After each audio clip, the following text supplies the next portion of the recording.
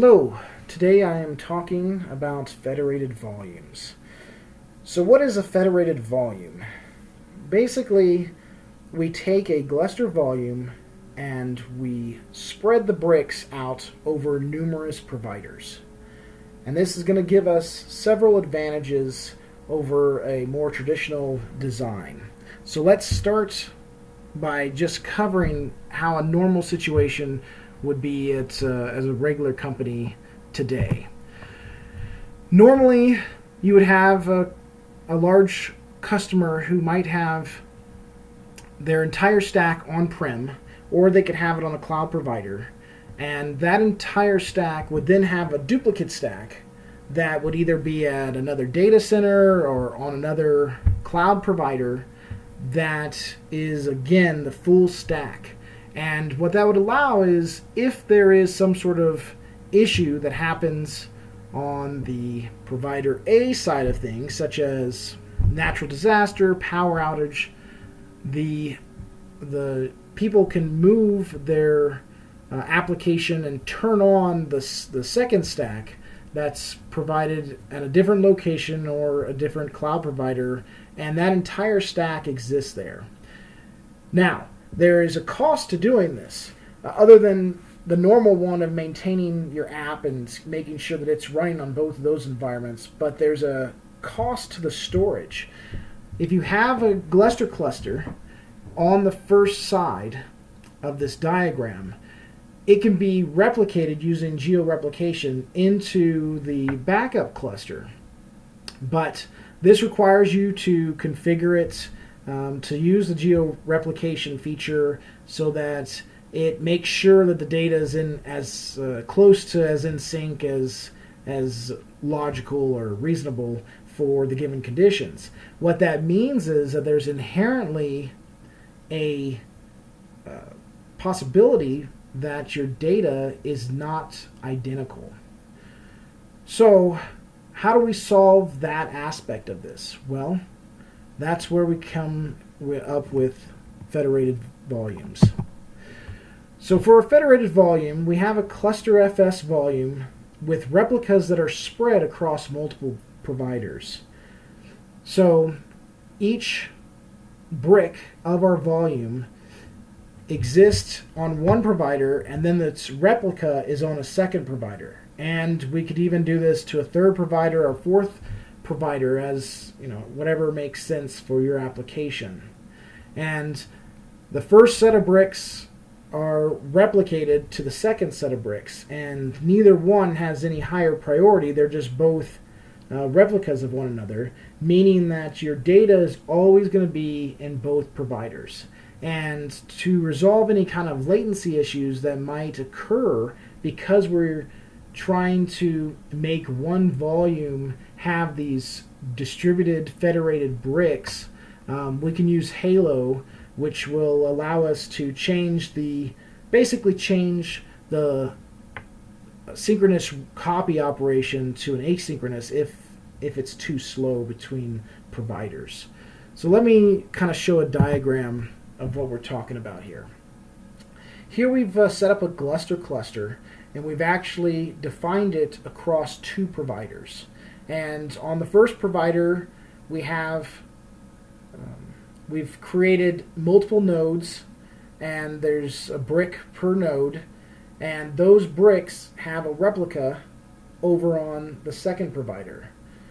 So what this gives you is that if you see your app that's at the top of the diagram, if you run your app from provider A, or you run your app from provider B, you're always going to the same volume, and therefore the data is always in sync and identical.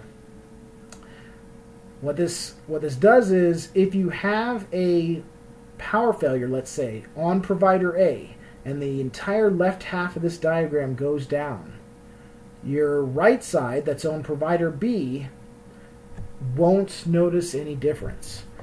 All your data will still be there, and it will everything on your app should function without anyone having any knowledge that something occurred at the other provider site. And so this creates a natural disaster recovery solution that is very elegant and very fast.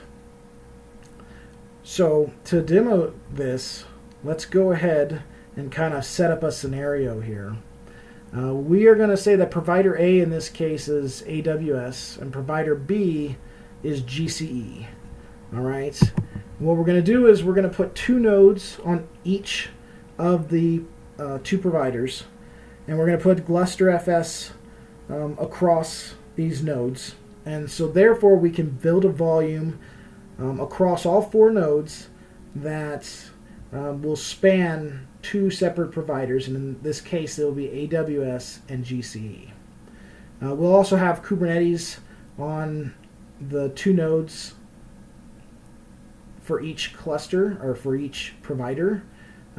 So we'll have a full cluster as well. But the Kubernetes clusters are separate. They're independent on each provider.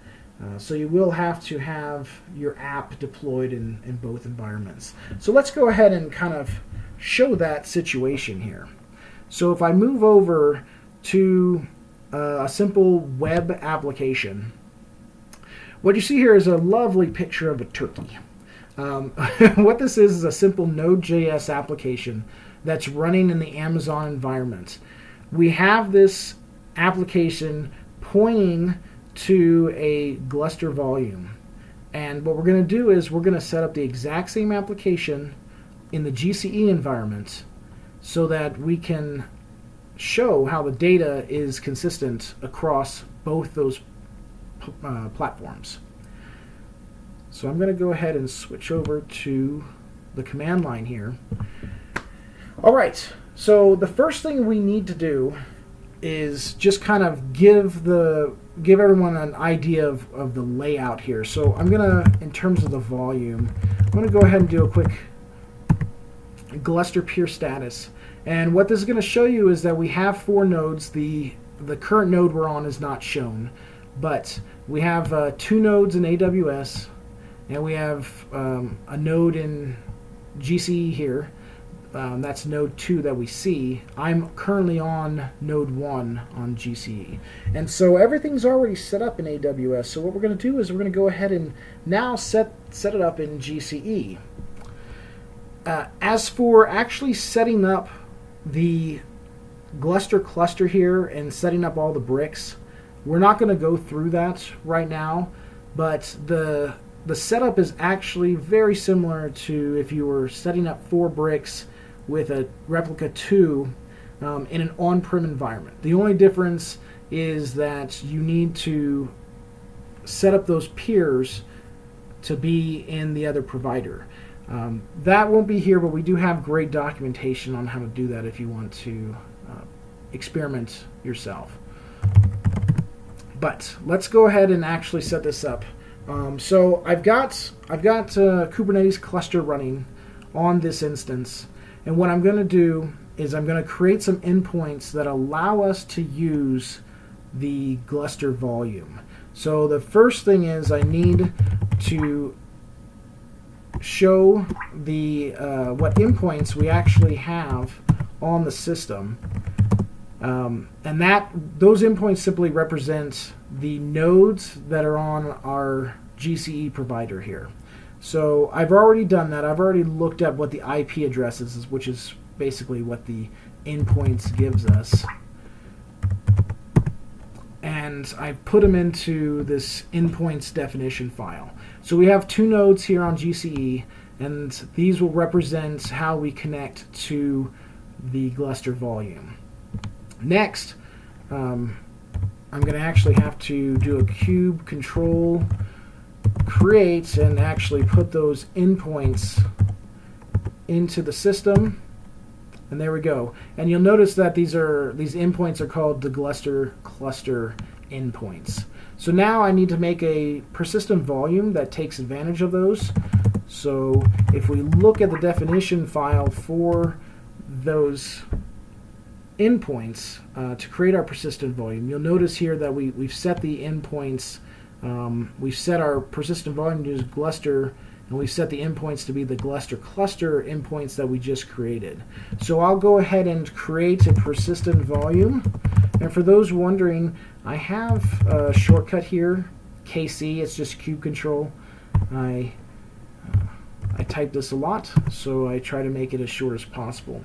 So I've created the persistent volume. Now I'm going to use that volume, and I'm just going to create a very simple claim against it. And I already have the file, but I will show it, although it is fairly uninteresting. We just simply create it using the same matching requirements as the PV so that it will automatically find it and binds. So let's go ahead and create that. So we'll do a cube control create, and we will make a claim.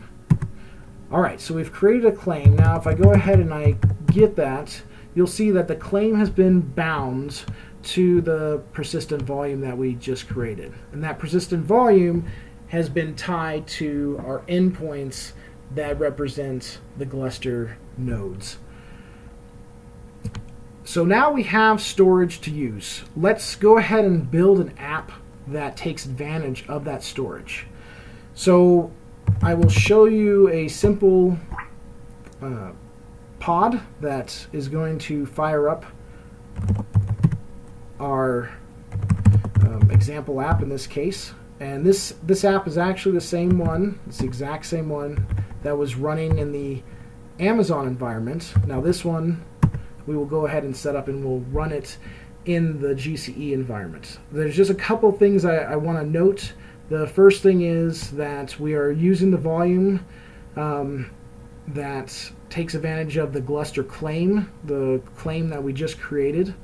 And then we take that and we mount it so that we can use it in our app. All right? So I'm going to go ahead and create this app. All right, and this should be pretty fast to see the app, and there it is. It's up and running. So what I'm going to do is I'm going to come over here to where we had our Amazon app running, okay? And I'm going to go in, and I do already have the address located. So this is just simply the address of the GCE cluster, and then it has the exposed node ports so that I can actually get to it. And so we'll bring this up.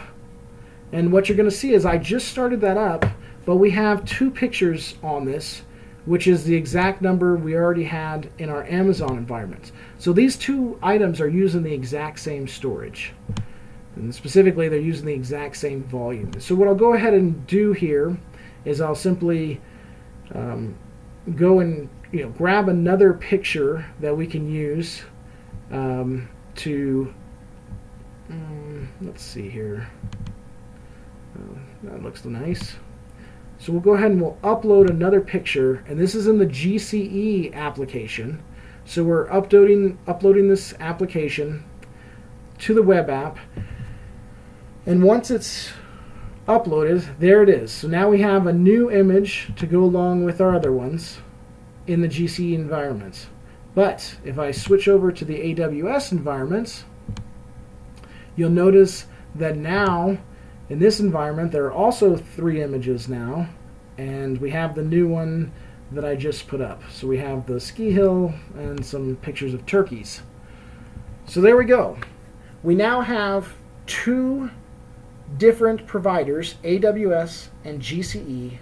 They're both running our application in Kubernetes, and both of those applications are pointing to the same exact Gluster volume. So whatever you do on one, you do on the other. So if you take down AWS, the GCE version will still work, and it'll still be your same data. And that's Federated Volumes. Thank you very much for your time.